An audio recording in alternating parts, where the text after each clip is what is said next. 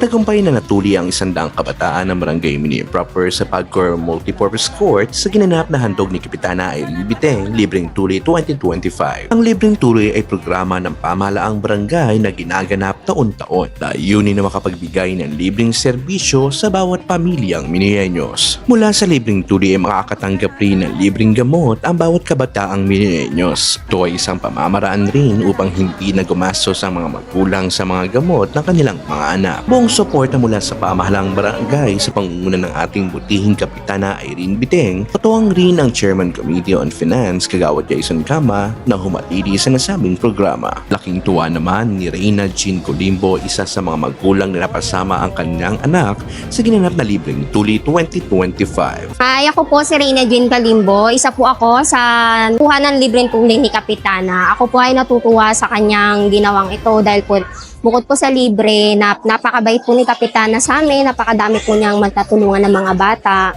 At yung mga midwife po na kinuha niya ay subok na po namin sa aming mga anak na panganay. Kaya asahan na magbibigay pa ng iba't ibang mga proyekto at programa ang pamahalang barangay para sa bawat pamilyang Minieños. Dahil naniniwala ang pamahalaang barangay na ang pagbibigay ng maayos na serbisyo ay dapat ramdam at diretso sa tao. Para sa Barangay Mini Proper, ako po si Darren Bantayan, Barangay Public Information Office.